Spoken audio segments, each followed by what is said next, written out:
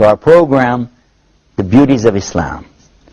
Beauties of Islam is a program designed specifically to bring out the beauty and the understanding of what Islam is really all about. My name is Yusuf Estes, and for the next few minutes, I want to talk a little bit more about the subject that I've been preaching on, the subject of the beauties that we find in Islam when we look at it from a different perspective. A human being looks at everything from the human being point of view. You and I are not able to really look at life from the point of view of a blade of grass or a flower or a tree. We can't really know how a tree is looking at everything, but the one who created that tree obviously knows all about it. And who is the creator of everything? And that's what we're talking about now. We're talking about Allah. What is it that the Muslims believe about Allah? What do we understand about Allah? And this is one of the beauties. We understand Allah to be unlike. That's the first thing that we're going to say. Allah is unlike. Unlike what? Unlike anything that you're going to be able to describe. Because everything that we are aware of is in the creation. So if the God is in the creation, that means He's created. And the logical question somebody's going to ask you, well, who created God? And then what will be your answer? So the Muslim understands this beautiful concept that God is not in the creation and He is not like the creation. He is outside of His creation in a manner that best suits Him, being God. One of the things, there's a question that comes up a lot, can God do anything? Well, for the one who believes in a God, they will say, yeah, He's God. He can do anything He wants to do.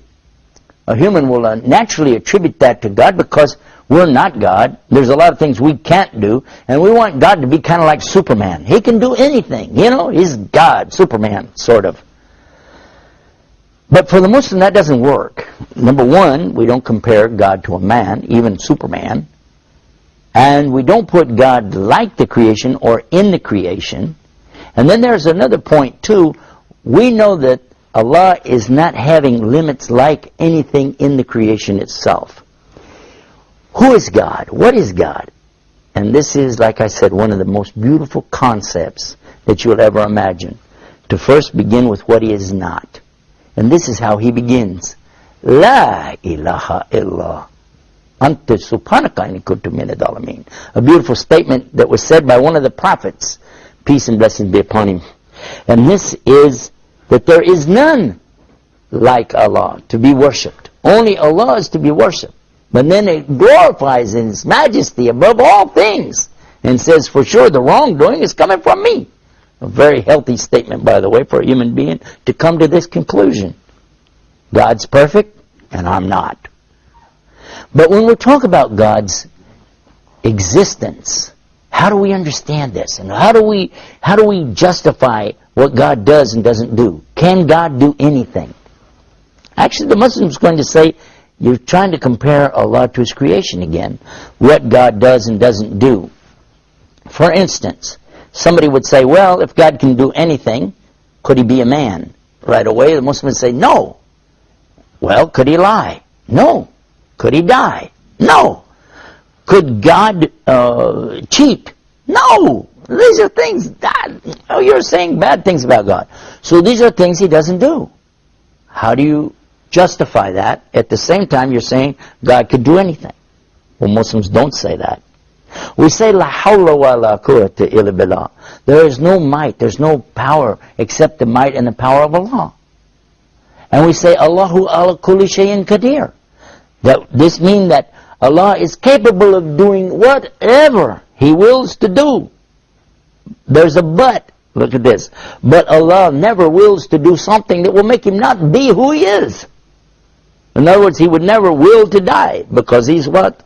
He's al-hayy, which means the eternally alive. Which now brings us to another area of beliefs in Islam. And that is that Allah is the epitome of each and every one of His characteristics. This is a beautiful teaching. And it's something you really need to reflect on and think about, because the more you think about this, the more you begin to understand a whole new concept, something that maybe you never thought about before. Allah says in the Quran, لَيْسَ كَمِثْلِهِ شَيْءٍ وَهُوَ سَمِيعٌ بَصِيرٌ. The meaning here is He is not like anything. And what is this next part? Samiun Basir. Means all hearing and all seeing. Even this is not like the creation. Because the creation, there's nothing in creation that can hear everything or see everything, is there? There's nothing in creation that has this kind of ability. And why? Because Allah is not in the creation. These are just a few of the things to give you a little tip of the iceberg. Now what I want to do, I want to let you think about what I'm talking about. So that this steeps in. It's going to take a minute for you. So you just let that seep in there for a minute. Take a break. We're going to come right back. I want to pick up right where I left off and continue with this beautiful concept in Islam. It's the concept of who God is and who He isn't. And all of that's going to be right here. So sit tight. We're going to be right back with more beauties of Islam. Islam is keeping up the pace. Islam is for every race. Hayya, hayya, hayya, hayya, hayya, hayya, hayya, hayya,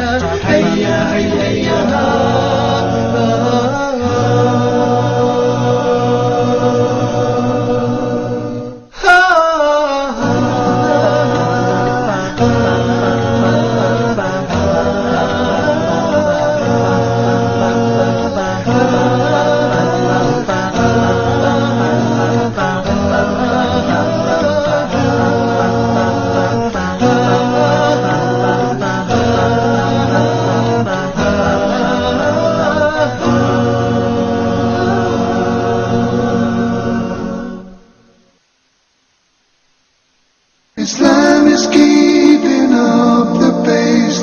Islam is for every race. We're back and you're watching Beauties of Islam, and we've been talking about the beauty of the concept of God in Islam. And we start out by saying what Allah doesn't do, what He isn't. He isn't in His creation, He isn't like His creation. And what does He not do? He doesn't do anything that would make Him no longer be who He is. Now, He defines Himself. This is so interesting because many people, they're searching for God. They want to know, who is God? Where is God? How do I know? What's my purpose? Why did He create me? Many questions that we have. But now look what we find in the Quran. It's in chapter 2, verse 255. That would be Surah Baqarah, the chapter called the cow. And look it up if you like and see the meaning that's usually translated to be something like this. I give you the Arabic and slowly we'll examine the meaning of it. Allahu la ilaha illahu al-hayyu qayyum la ta'khudhuhu sinatun wa la nawm lahu ma fis samawati wa ma fil ard man alladhi yashfa'u indahu illa bi'idhnihi ya'lamu ma bayna aydihim wa ma khalfahum wa la yuhituna bi shay'in min ilmihi illa bima sha'a. وَاسِيَ كُرْسِيُهُ السَّمَاوَاتِ وَالْأَرْضِ وَلَا يَئُودُهُ حِفْظُهُمَا وَهُوَ الْعَلِيُّ الْعَظِيمُ. You cannot translate this to the English language word for word and really still get this beautiful meaning, but we're going to try anyway. Allah starts out telling you again, Allahu la ilaha illahu. He says Allah, He is the one that there's none other to worship. He's the only one worthy of any worship. Al-Hayy, Al-Qayyum. Al-Hayy means the eternally and always living. Al-Qayyum, the eternally and always self-subsisting. It means He can't die because He's always alive. And He doesn't ever need anything from His creation because He's totally independent of His creation. He doesn't need anything. These are two very important characteristics, and He is the epitome of those. These are eternal and total capacities that only Allah can have ascribed to Him. And then He continues and He says in here that He doesn't get tired, and He doesn't get sinatun wala naum, and He doesn't sleep. These are human attributes. These are creation things like animals and people, but not Allah. He doesn't get weary. He doesn't fall asleep. And look at this. And then He said, Everything in the universe belongs to Him. Totally and completely. It all belongs to Him. Then he asks a rhetorical question. Who is there that could come between Him and His creation, except that He has to give Him permission to do it anyway? And then he says that He has full and total knowledge of the whole entire universe. And you don't have any knowledge. I don't have any knowledge, except what He gives us. And by the way, He can take it away from us too, can't He? Then he says that His kursi extends over the universe. His kursi. And this kursi is sometimes translated as chair. I'm sitting in a kursi right now. It's translated as chair, but actually it can be also like a stool. And this stool is in front of Allah's arsh, His throne, in the same way, in same size proportion as a ring thrown into the desert. This is to give you the idea of how huge and amazing is this kursi. It's bigger than the whole universe. The universe becomes like a tiny ring, and the kursi like a giant desert. Then the comparison from Allah's kursi to His throne, again, now suddenly the kursi is the tiny ring, and the throne is the giant desert. Now this proportion thing is important, because the next part it comes up, and it says how mighty and how majestic and how amazing is Allah subhanahu wa ta'ala.